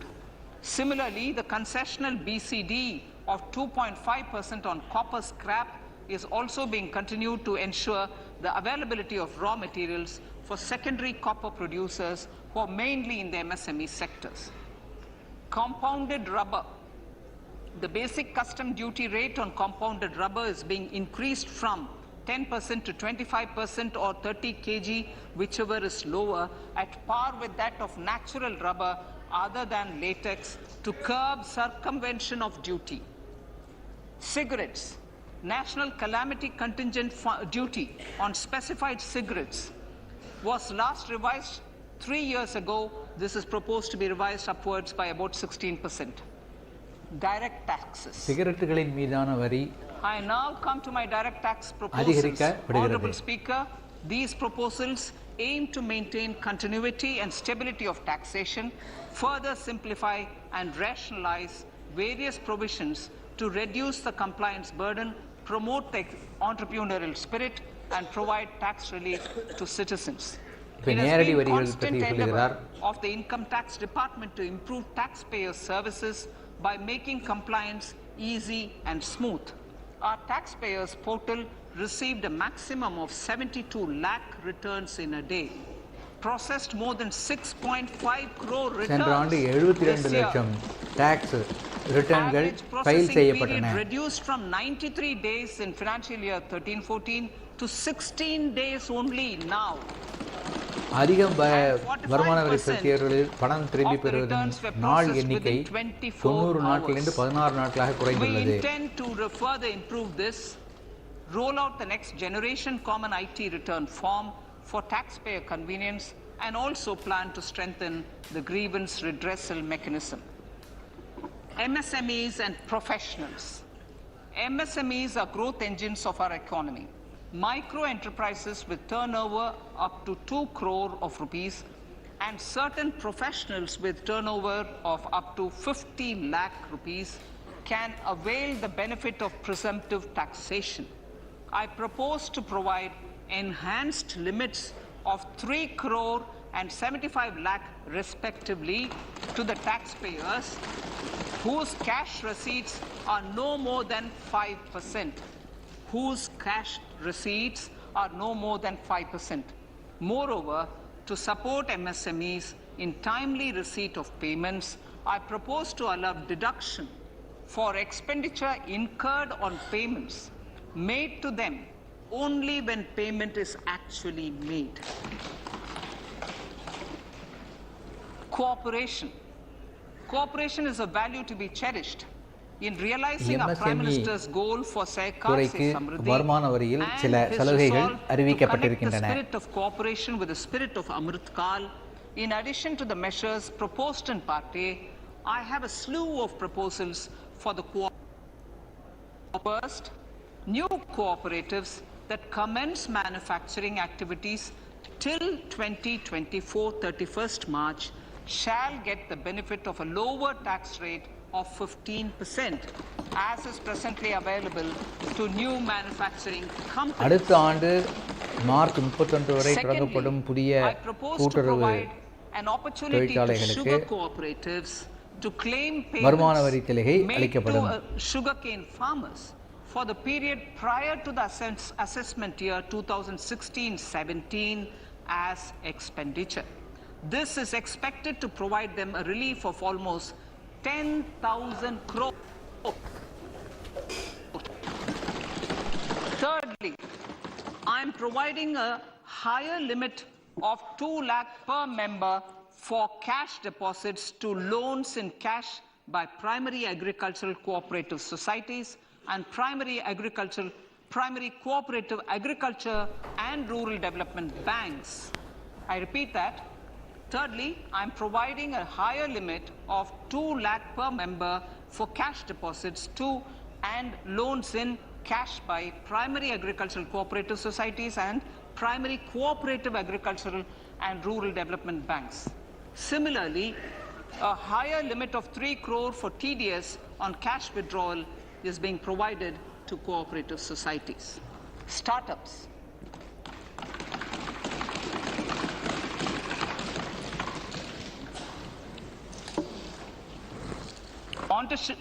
Entrepreneurship is vital for a country's economic development. We have taken a number of measures for startups and they have borne results. India is now the third largest ecosystem for startups globally and ranks second in innovation quality among middle-income countries. I propose to extend the date of incorporation for income tax benefits to startups from 31/3/2023 to 31/3/2024. I further propose to provide the benefit of carry forward of losses on change of shareholding of startups from 7 years of incorporation to 10 years. Start-up துறைகளுக்கான சில To reduce வரி the pendency of சலுகைகளையும் appeals நிதி at அமைச்சர் commissioner அறிவித்திருக்கிறார். level, I propose to deploy about 100 joint commissioners for disposal of small appeals. We shall also be more selective in taking up cases for scrutiny of returns already received this year. Better targeting of tax concessions. For better targeting of tax concessions and exemptions, I propose to cap deduction from capital gains on investment in residential house under Section 54 and Section 54F to 10 crores. Another proposal with similar intent is to limit income tax exemption from proceeds of insurance policies with very high value. Rationalization. Honorable Speaker, sir, there are a number of proposals relating to rationalization and simplification. Income of authorities, boards, and commissions set up by statutes of union or state for the purpose of housing, development of cities, towns, and villages, and regulating and developing an activity or matter is proposed to be exempted from income tax. Other major measures in this direction are removing the minimum threshold of 10,000 for TDS and clarifying taxability relating to online gaming, not treating conversion of gold into electronic gold receipts and vice versa as capital gains, reducing the TDS rate from 30% to 20% on taxable portion of EPF withdrawals in non-PAN cases and taxation on income for market-linked debentures. Other major proposals in the finance bill relate to the following: extension of period of tax benefits to funds relocating to IFSC, GIFT City till 31/3/2025, decriminalization under Section 276A of the Income Tax Act, allowing carry forward of losses on strategic disinvestment, including that of IDBI Bank, and providing EEE status to Agnivir Fund. Personal income tax.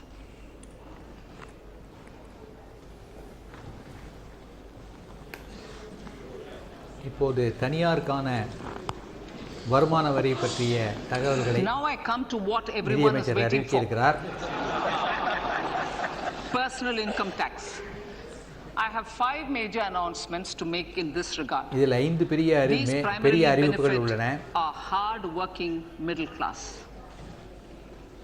The first one concerns rebate. Currently, those with income up to 5 lakh do not pay any income tax in both old and new regimes.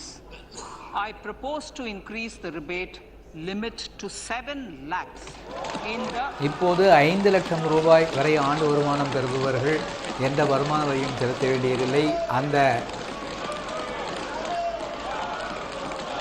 அதனை 7 லட்சமாக உயர்த்தப்படுகிறது.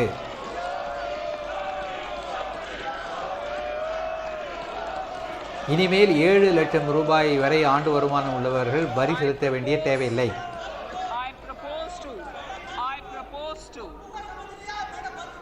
I propose to increase the rebate limit to 7 lakh in the new tax regime. Thus, persons in the new tax regime with income up to 7 lakhs will not have to pay any tax at all. The second proposal relates to middle class individuals. I had introduced in the year 2020 the new personal income tax regime with 6 income slabs starting from 2.5 lakh. I propose to change the tax structure in this regime by reducing the number of slabs to 5 and increasing the tax exemption limit to 3 lakhs. The new tax rates are புதிய வருமான வரி 0 to 3 lakh nil, 3 to 6 lakhs 5%, 6 to 9 lakhs 10%, 9 to 12 lakh 15%, 12 to 15 lakhs 20%, and above 15 lakhs 30%. This will provide major relief to all taxpayers in the new regime. An individual வருமான வரிக்கு 2 வகையான வருமான வரி செலுத்தும் திட்டம் இருக்கிறது. பழைய முறை ஒன்று, புதிய முறை ஒன்று. இந்த புதிய வருமான வரி ஸ்லாபுகள் புதிய வருமான வரி திட்டத்தை தேர்ந்தெடுத்தவர்களுக்கு பொருந்தும். 60,000. So in the place of 60,000 it is now only 45,000. Similarly, an individual with an income of 15 lakh rupees would be required to pay only 1.5 lakh or 10% of his income or her income, a reduction of 20% from the existing liability of 1,87,500 rupees.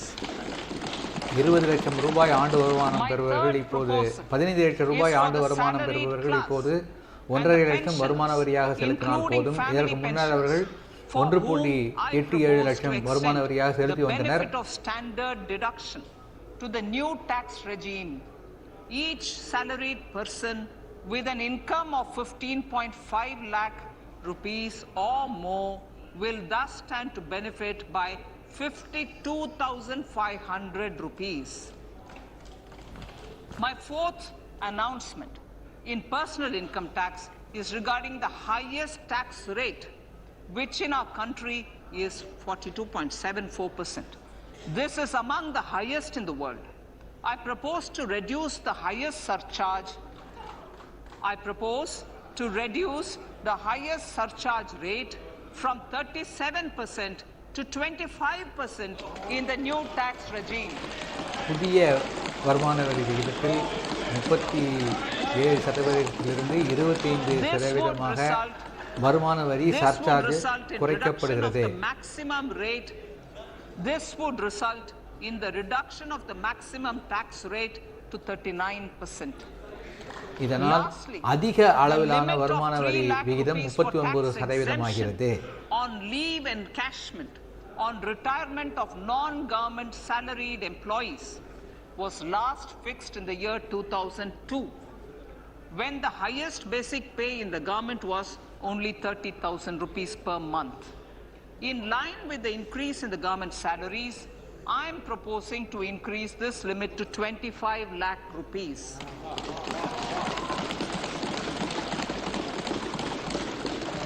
We are also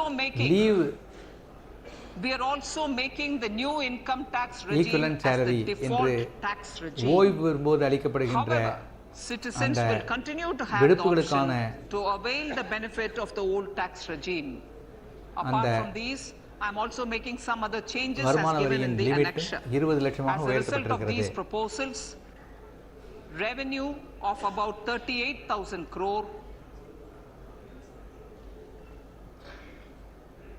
to 37,000 crore in direct taxes and rupees 1,000 crore in indirect taxes will be foregone, while revenue of about 3,000 crore will be additionally mobilized. Thus, the total revenue foregone is about 35,000 crores annually. Honorable Speaker, இந்த sir, with சலுகைகளினால் these words, ஆண்டுக்கு I commend the budget to this August House. 34,000 கோடி ரூபாய் நிதி இழப்பு ஏற்படும். இத்தோடு என் budget உரையை முடித்துக் கொள்கிறேன். 1 hour 25 minutes. Item number 1, माननीय item number 2 Shrimati Nirmala Sitharaman ji. Sir, with your permission, I lay on the table of the following statements. Under Section 3(1) of the Fiscal Responsibility Budget Management Act 2003, 1. Medium-term fiscal policy cum fiscal policy strategy statement and macroeconomic framework statement. माननीय सदस्यगण, जैसा कि आपको समाचार भाग 2 के माध्यम से पहले ही सूचित किया जा चुका है कि माननीय वित्त मंत्री जी के बजट भाषण की प्रतियां हार्ड कॉपी के रूप में उपलब्ध कराई गई है. आप बजट भाषण की अपनी अपनी प्रति प्रकाशन पलक से ले लें. आपको ये भी सूचित किया जाता है कि माननीय मंत्री द्वारा बजट प्रस्तुत किए जाने के पश्चात उसकी प्रतियां आपको मेंबर्स पोर्टल के माध्यम से उपलब्ध करा दी जाएगी. आइटम नंबर 3, माननीय मंत्री जी, वित्त मंत्री जी.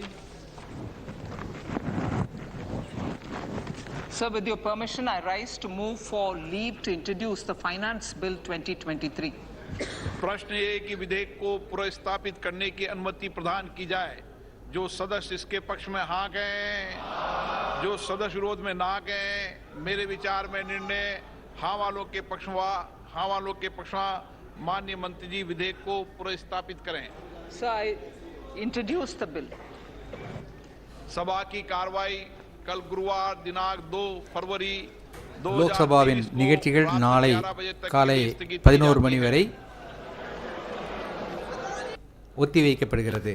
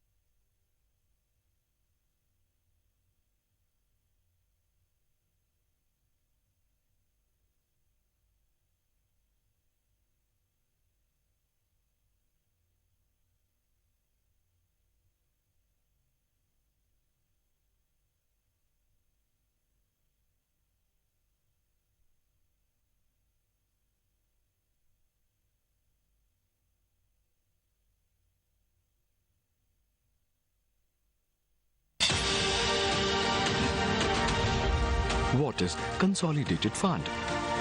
The Consolidated Fund is made up of all revenues and loans raised by the government. It also includes receipts from recoveries of loans granted by it. All government expenses are paid out of Consolidated Fund. No amount can be withdrawn without Parliament's approval.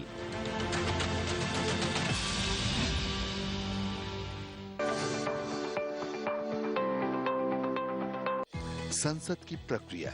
हमारी संसद की इस कड़ी में आज चर्चा उन प्रक्रियाओं की जिन्हें आप बार बार सुनते हैं। आज बड़ी ही आसान भाषा में हम आपको इस बारे में बताने जा रहे हैं। सबसे पहले स्थगन, एडजर्नमेंट।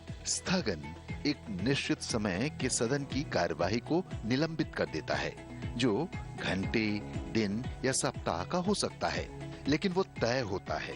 सदन की कार्यवाही को स्थगित करने की शक्ति सदन के पीठासीन अधिकारी के पास होती है। सदन की कार्यवाही आज दिनांक 12 बजे तक के लिए स्थगित की जाती है। अनिश्चित काल के लिए स्थगन, एडजर्नमेंट सिने दिया, मतलब अनिश्चित काल के लिए संसद की कार्यवाही को समाप्त करना। दूसरे शब्दों में, जब सदन कार्यवाही की दोबारा बैठक के लिए कोई दिन या समय सुनिश्चित न हो, उसे ही अनिश्चित काल के लिए स्थगन कहते हैं। सभा की कार्यवाही अनिश्चित काल के लिए स्थगित की जाती है।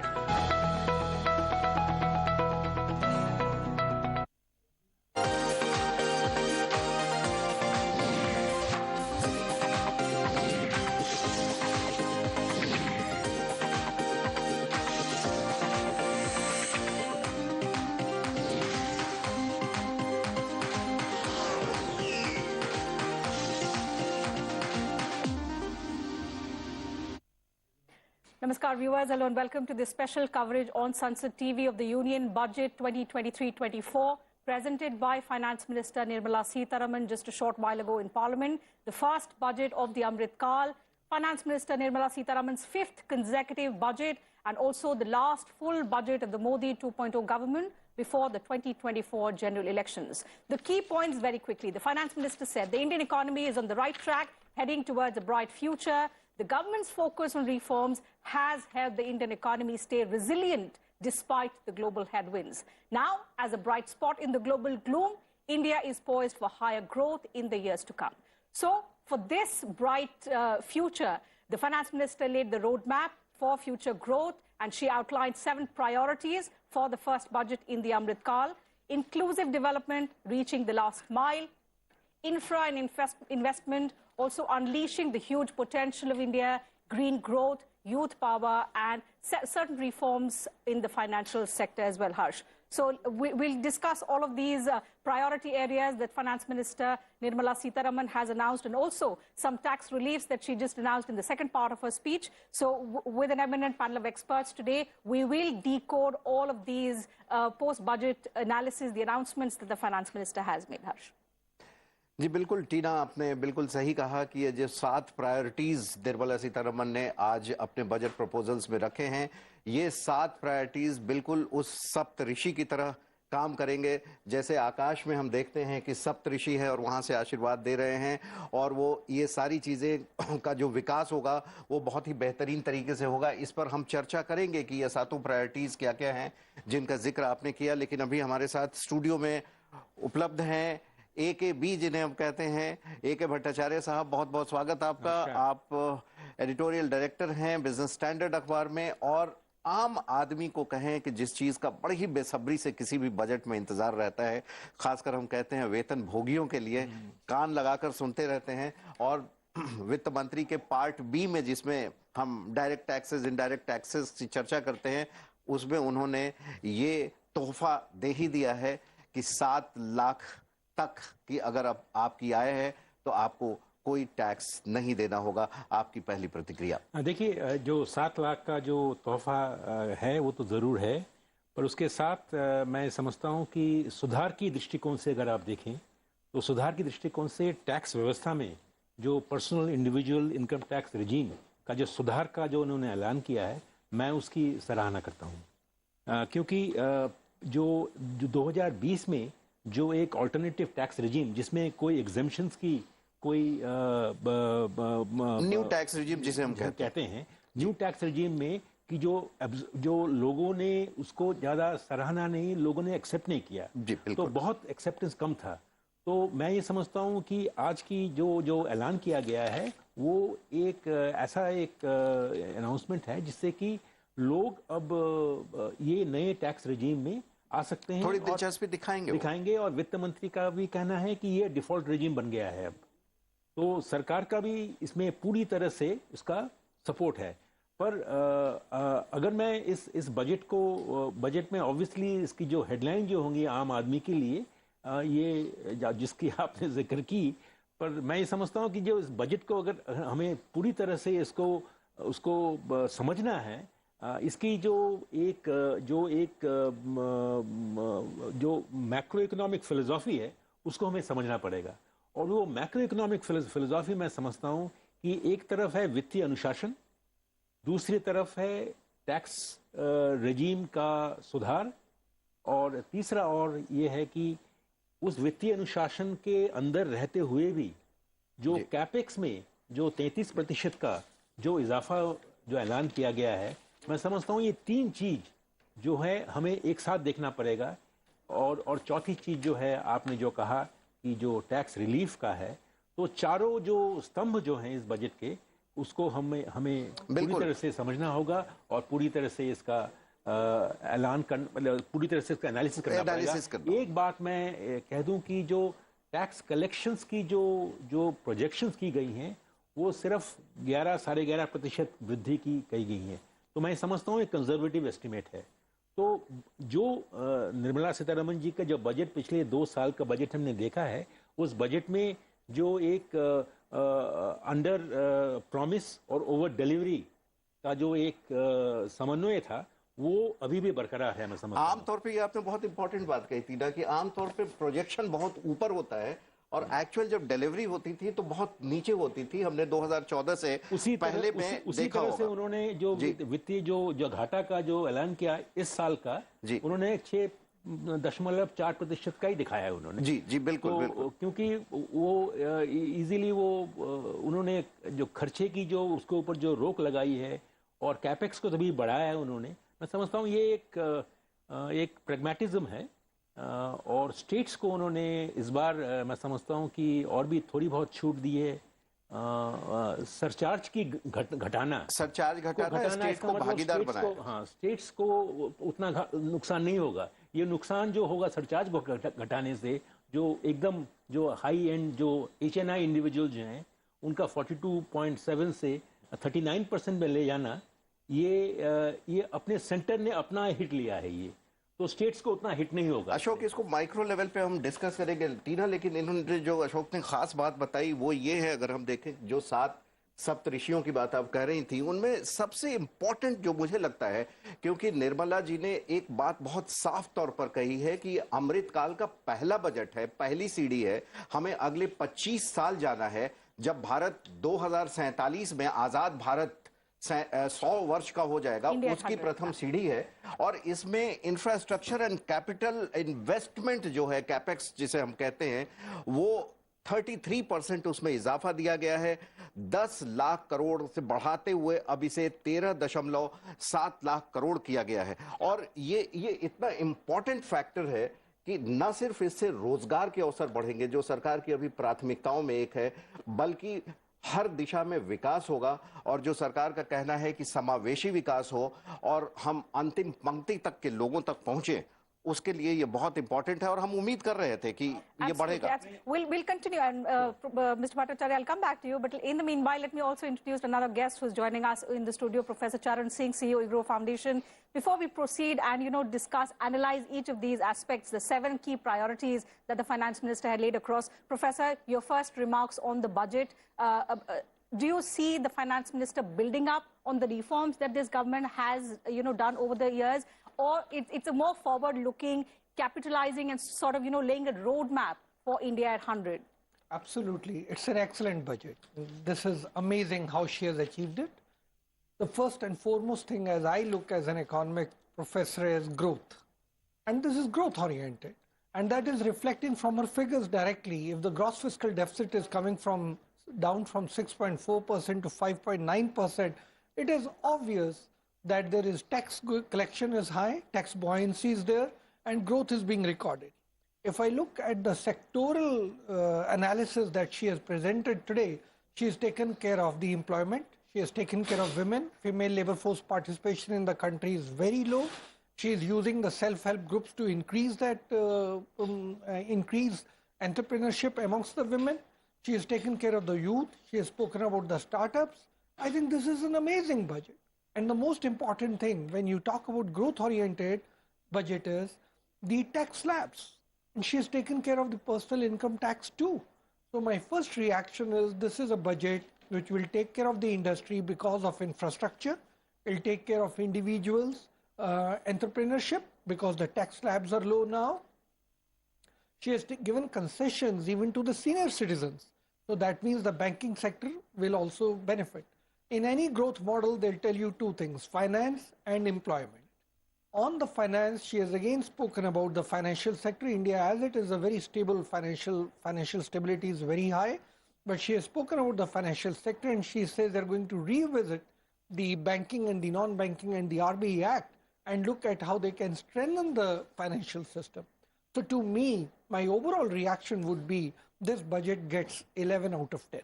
Okay, Professor, the fact that, you know, when we talk about inclusive growth and the prominent role going forth of women and youth particularly. So what are the new initiatives that the finance minister has sort of, you know, laid out to increase the participation of not just more and more women, but also to capitalize on the advantage of democracy? வளர்க்குற ஒரு growth engine-ல தமிழ்நாட்டுல ஒரு 4 airport இருக்குன்னா அது அதிகம் வளருவது அப்படிங்கிறது தமிழ்நாட்டோட வளர்ச்சிக்கு இப்ப பலன் கொடுக்கும். இல்ல நம்ம பணத்தை எதுல போடுறோம், எப்ப போடுறோம், எதுக்காக போடுறோம், யாருக்காக போடுறோம்ன்றது 4 கேள்விகள் வரும். இப்ப நீங்க ஒரு பக்கத்துல ரயில்வேவை கொண்டு வந்தீங்கன்னா அது சாமானியன் பயன்படுத்தக்கூடிய வழி. அப்போ அவனுக்காக ஒரு லாங் டேர்ம் இன்வெஸ்ட் பண்றீங்க, அது ட்ராக்கை ரெடி பண்றீங்க, அல்லது ரயில்ல கொண்டு வரீங்க, அதிகமான ஃபெசிலிட்டிஸ் இன்ஃப்ராஸ்ட்ரக்சரை கொடுக்குறீங்கன்னு வச்சுக்கோங்க. இப்ப தமிழகத்தை எடுத்துக்கிட்டாக்க ஏற்கனவே 8 இடத்துல ஏர்போர்ட் இருக்கு. இனிமே நீங்க ஏர்போர்ட் கொண்டு வரணும்னா திருப்பூர்ல கொண்டு வரணும், மேட்டுப்பாளையத்துல கொண்டு வரணும், அந்த மாதிரி தான் கொண்டு வரணும். அப்போ அந்த ஏர்போர்ட்டுகளுக்கு நீங்க பணத்தை செலவு பண்ணி அந்த ஏர்போர்ட்டை பிரைவேட்டைஸ் அப்புறமா நீங்க பண்றதுக்கு இந்த நேரத்தில் செலவு தேவையான்றதை யோசிக்க வேண்டிய அதுல ஒரு நோக்கம் இருக்குன்னு சொல்றீங்க. I take your point. Thank you very much mister Raghunathan. இந்த நிலையில நம்முடைய திரு உங்களோட பங்கேற்புக்கு ரொம்ப நன்றி. Thank you very much for your insightful views. Thiru Sekar அவர்கள், பொருளாதார நிபுணர் திரு சேகர் நம்மோடு இணைந்திருக்கிறார். இந்த பட்ஜெட் எப்படி பார்க்குறீங்க? ஒரு காமன் மேனுக்கு, அதுவும் காமன் மேன் சொல்றதை விட இந்த மிடில் கிளாஸுக்கு ரொம்ப ஒரு ஈர்ப்பை தந்திருக்கக்கூடிய ஒரு செய்தியாக இந்த வருமான வரி உச்சவரம்பில் செய்திருக்கக்கூடிய மாற்றம், அதை எங்களுடைய நேயர்களுக்கு இன்னும் விளக்கி சொன்னா ரொம்ப நல்லா இருக்கும். தந்தி டிவி நேயர்களுக்கு வணக்கம். இந்த பட்ஜெட்ல நீங்க முதல்ல எடுத்துக்கிட்டீங்க அப்படின்னா 62,500 ரூபாய் சம்பளம் வாங்குறவங்களுக்கு மாதம் எந்தவித டாக்ஸும் கிடையாது, எந்தவித சேவிங்ஸும் பண்ண வேண்டாம், கம்பல்சரி சேவிங்ஸும் பண்ண வேண்டாம். அவங்க வாங்குற சம்பளத்தை அப்படியே சந்தோஷமா வீட்டுக்கு எடுத்துட்டு போய் செலவழிக்கலாம். This is a very important thing. Hello, அதை ரிப்பீட் பண்றீங்களா? Can you repeat your self? அது ரொம்ப முக்கியமான பாயிண்ட். 62,500 ரூபாய் மாதம் சம்பாதிப்பவர்கள் எந்த இந்திய குடிமகனும் அவருடைய மாத வருமானம் 62,500 ரூபாய்க்குள்ள இருக்கணும். அது சம்பளமாக இருக்கலாம் அல்லது சிறிய வியாபாரமாக இருக்கலாம். எப்படி இருந்தாலும் அவங்களுக்கு எந்தவித வருமான வரியும் கிடையாது. அது எப்படி 62,500 ரூபாய் அப்படின்னு கால்குலேட் பண்றீங்கன்னா 7 லட்சம் ரூபாய் வரைக்கும் ரிபேட் கொடுத்துருவாங்க. அதை தவிர ஸ்டாண்டர்ட் டிடக்ஷன் ஒரு 50,000 ரூபாய் சேலரியில இருக்கிறவங்களுக்கு கொடுத்துறாங்க. அப்ப சேலரியில இருக்கிறவர் கிட்டத்தட்ட 7.5 லட்சம் ரூபாய் ஆண்டு வருமானம். 7.5 லட்சம் ரூபாய் ஆண்டு வருமானம் அப்படிங்கும் போது 62,500 ரூபாய். இதே சுய தொழிலாளராக இருந்தா அந்த ஸ்டாண்டர்ட் டிடக்ஷன் கிடையாது, 7 லட்சம் ரூபாய் வரைக்கும். அப்ப கிட்டத்தட்ட 58,000 ரூபாய் கிட்ட வருது. இவங்களுக்கு வருமான வரி இனி கிடையாது. இந்த நாட்டில் வருமான வரி செலுத்த வேண்டிய அவசியம் இல்லை. 62,500 ரூபாய் வரைக்கும் சம்பளம் வாங்குறவங்க, மாத சம்பளம் வாங்குறவங்க இல்ல வருமானம் ஈட்டுறவங்க. ஆமா, அதே மாதிரி கிட்டத்தட்ட சுய தொழில் செய்யறவங்க, அதாவது சம்பளம் பல்ல சின்ன பிசினஸ் நடத்துறாங்க, கடை நடத்துறாங்க, கைத்தொழில் செய்யறாங்க, சர்வீஸ் செய்யறாங்க, அவங்களுடைய மாத வருமானம் 58,250 அந்த லெவலுக்கு வச்சுக்கலாம். எந்தவித வரியும் கிடையாது. 7 லட்சம்னா கிட்டத்தட்ட 58,250 ரூபாய். அந்த அளவுக்கு இருக்கிறவங்களுக்கு வருமான வரி கிடையாது. அதாவது இப்ப எப்படி வந்துருச்சு அப்படின்னா, ரொம்ப சிம்பிள் டேர்ம்ல சொல்ல போனால், ஒரு நாளைக்கு 2,000 ரூபாய் சம்பாதிச்சாங்கன்னா வருமான வரி கட்ட வேண்டாங்க இந்த நாட்டுல. இதோட ஒரு சிம்பிள் டாக்ஸேஷன் காமன் மேனுக்கு கொடுக்க முடியாது. இதோட சிம்பிள் டாக்ஸேஷன் ஒரு காமன் மேனுக்கு கொடுக்க முடியாது. ஒரு நாளைக்கு 2,000 ரூபாய் சம்பளம் வாங்கினா உங்களுக்கு வருமான வரி கிடையாது. அதை விட இந்த இதுல நான் பெருமையா சொல்லணும், ஒரு பெரிய சட்டம் என்ன இந்த தடவை கொண்டு வந்திருக்காங்க அப்படின்னா, சிறு குறு தொழில் செய்யறவங்க, அதாவது மைக்ரோ ஸ்கேல் ஸ்மால் ஸ்கேல் இண்டஸ்ட்ரியில பிசினஸ் பண்ணிட்டு இருக்கிறவங்க யாராவது அவங்களுக்கு பொருளை வித்தாங்கன்னா, அந்த மைக்ரோ ஸ்மால் ஸ்கேல் இண்டஸ்ட்ரீஸ் ஆக்ட்ல சொல்றாங்க 60 நாளைக்குள்ள பேமெண்ட் கொடுக்கணும் அப்படின்னு. இப்ப வந்து ஒரு உதாரணத்துக்கு சொல்றேன், ஒரு சிறு குறு தொழில் செய்யறவர் ஒரு பெரிய இண்டஸ்ட்ரிக்கு ஏதோ ஸ்பேர் பார்ட் செய்யறாரு, இல்ல ஒரு சர்வீஸ் செய்யறாரு, 60 நாளைக்குள்ள பேமெண்ட் கொடுக்கணும். அந்த 60 நாளைக்குள்ள அந்த பேமெண்ட் கொடுக்கலன்னு வச்சுக்கோங்க, முன்னெல்லாம் வட்டி தான் சொன்னாங்க, இப்போ என்ன சொல்லிட்டாங்க, வட்டி எல்லாம் கிடையாது, உனக்கு இன்கம் டாக்ஸ்ல அதுக்கு பெனிஃபிட்டே கிடையாது. அப்ப பெரிய தொழில் நிறுவனங்கள் சிறு குறு தொழில் நிறுவனங்களோட பெனிஃபிட்டை இது பண்ணும்போது, அவங்கள்ட்ட இருந்து இது பண்ணும்போது, பொருள் வாங்கும் போது கட்டாயமாக அவங்களுக்கு வந்து 60 நாட்களுக்குள்ள பேமெண்ட் வந்துடும். சோ சிறு குறு தொழில்கள் இருக்கவங்க சப்ளை பண்றதுக்கு நல்ல பெனிஃபிட் கொடுத்திருக்காங்க. இது அடுத்த பெனிஃபிட் கொடுத்திருக்காங்க. சீனியர் சிட்டிசன்ஸ் பாருங்க, வேலை பார்த்துட்டு ரிட்டையர்மெண்ட் வாங்கிட்டு சேவிங்ஸ் பண்றாங்க, அவங்களுக்கு 15 லட்சம் ரூபாய் தான் இன்வெஸ்ட் பண்ணலாம். மந்த்லி இன்கம் ஸ்கீம்ல 9 லட்சம் ரூபாய் இன்வெஸ்ட் பண்ணலாங்கிறத இப்ப சீனியர் சிட்டிசன் ஸ்கீம்ல 30 லட்சம் ரூபாய் வரைக்கும் கொண்டு வந்துட்டாங்க.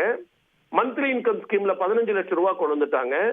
சோ கிட்டத்தட்ட 45 லட்சம் ரூபாய் அவங்க வந்து சேவ் பண்ணும்போது அதிக வட்டி 7.5% வட்டி கிடைக்கிறது. கிட்டத்தட்ட 30,000 ரூபாய் வட்டி கிடைப்பதற்கு வழி செஞ்சுட்டு இருக்காங்க இந்த ஸ்கீம்ஸ்ல டெபாசிட் பண்றதுக்கு. இதுவும் அவங்களுக்குரிய ஒரு மேக்சிமம் பெனிஃபிட்டா சாதாரண மக்களுக்கு தெரிகிறது. இதெல்லாம் வந்து ஒரு பெரிய அட்வான்டேஜ் அப்படின்னு நம்ம எடுத்து சொல்லலாம். காமன் மேனுக்கு என்ன பெனிஃபிட் கொடுத்திருக்காங்க அப்படிங்கும்போது, எம்எஸ்எம்இ பொறுத்த வரைக்கும் இன்னும் நிறைய செஞ்சிருக்க முடியும். அதுதான் இன்னைக்கு உதவி தேவைப்படக்கூடிய, அரசாங்கத்துடைய உறுதுணை தேவைப்படக்கூடிய ஒரு செக்டர். அதுக்கு இன்னும் செஞ்சிருக்கலாமே, நிறைய ஹைலைட் சொல்ல முடியலையே அப்படின்னு சொல்றவங்க உண்டு. இல்ல, ஏற்கனவே நேற்றுக்கு எக்கனாமிக் சர்வே எடுத்து பாத்தீங்கன்னா எம்எஸ்எம்இ செக்டருக்கு அவங்களுக்கு லெண்ட் பண்ண லெவல் கிட்டத்தட்ட 30% கூடியிருக்கு. அதை தவிர இன்னைக்கு சொல்லியிருக்காங்க, கிரெடிட் கேரண்டி ஸ்கீம்ஸ்ல அவங்களுக்கு கிரெடிட் கேரண்டி கொடுக்கறதுக்காக 10,000 கோடி ரூபாய் வரைக்கும் அரசாங்கம் வந்து ஃபண்ட் கொண்டு வந்திருக்கு, இன்வெஸ்ட் பண்ணது கிரெடிட் கேரண்டி கொடுக்கறதுக்கு. அதை விட என்ன சொல்லியிருக்காங்க, நீங்க இதுதான் பண்ணணும். நீங்க இப்ப எம்எஸ்எம்இ செக்டார் சொல்றதுதான் நான் உங்களுக்கு எடுத்த உடனே சொன்னேன். இப்ப எம்எஸ்எம்இ செக்டார்ல ஒரு உதாரணத்துக்கு வச்சுக்கோங்க, இப்ப பெரிய பெரிய ஆட்டோமொபைல் கம்பெனியா இருக்கட்டும், ரயில்வேயா இருக்கட்டும், எல்லா கம்பெனிகளுமே எம்எஸ்எம்இ செக்டார் கம்பெனிகள்ல இருந்து பொருள் வாங்குறாங்க. அவங்களுக்கு டயத்துக்கு பேமெண்ட் போறது இல்ல. இப்ப அந்த டயத்துக்கு பேமெண்ட் போறதுக்கு வழி செஞ்சுட்டாங்க. ஏன்னா அவங்களுக்கு தேவை வந்து காலத்துல பணம் வரணும். இப்ப அவங்கள்ட்ட யார் பொருள் வாங்கினாலும், வெரி வெரி இம்பார்ட்டன்ட், ஒரு எம்எஸ்எம்இ இன்னொரு எம்எஸ்எம்இ பொருள் வாங்கினாலும், யார் பொருள் வாங்கினாலும் அந்த வாங்கின நாள்ல இருந்து 60 நாளைக்குள்ள அந்த பொருளுக்குரிய பணத்தை கொடுத்தாகணும். அப்படி கொடுக்கவில்லை என்றால் அவங்களுக்கு வருமான வரவுல பெனிஃபிட்டே கிடையாது. அதுல இன்னொரு பாயிண்ட் சொல்ல விரும்புறேன். எம்எஸ்எம்இ செக்டருக்கு ஏற்கனவே ஒரு பெனிஃபிட் கொடுத்திருக்காங்க. அந்த பெனிஃபிட்டை வந்து நிறைய எம்எஸ்எம்இ செக்டர் என்ஜாய் பண்ண மாட்டேங்கிறாங்க. எனக்கு தெரிஞ்சு நான் ஒரு சர்வே எடுத்ததுல ஒரு 20% ஆஃப் த பீப்புள் கூட அதை என்ஜாய் பண்ண மாட்டேங்கிறாங்க. எம்எஸ்எம்இ செக்டர்ல மேனுபேக்சரிங்ல இருக்கிறவங்களுக்கு there is an organization, central government organization called National Small Industries Corporation, NSIC இருக்கு. அவங்க வந்து அவங்களுடைய உற்பத்தி பொருள்களுக்கு வேண்டிய ரா மெட்டீரியலை வாங்குறதுக்கு 5 கோடி வரைக்கும் வந்து வசதி செஞ்சு கொடுக்குறாங்க. 5 கோடி வரைக்கும் அவங்க மூலமா நீங்க உற்பத்திக்குரிய ரா மெட்டீரியலை வாங்கிக்கலாம். 10% தான் வட்டி சார்ஜ் பண்றாங்க. இது பேங்கிங் லிமிட்டை விட அடிஷனலா நீங்க என்ஜாய் பண்ணிக்கலாம். இந்த லிமிட்டை வந்து அந்த கம்பெனில போய் மத்திய அரசாங்கத்துடைய ஆர்கனைசேஷன்ல போய், இது பேங்க் மூலமா கிடைக்கிறது இல்ல, இது மத்திய அரசாங்கத்தினால நேர உங்களுக்கு ரா மெட்டீரியல் வாங்குவதற்காக கொடுக்கக்கூடிய ஒரு பெரிய வசதி. இதை நிறைய MSME sector, manufacturing sector use பண்ண மாட்டேங்கிறாங்க. உங்களை மாதிரி ஊடகங்கள் அதை மக்களுக்கு எடுத்துட்டு போனா நல்லா இருக்கும். நன்றி திரு சேகர், உங்களுடைய கருத்துக்களை பதிவு செய்தமைக்கு. ஒரு சிறிய இடைவெளிக்கு பிறகு இந்த தொகுப்புல மேலும் வல்லுநர்களுடைய கருத்துக்களோடு, அரசியல் தலைவர்களுடைய கருத்துக்களோடு இணைகின்றோம்.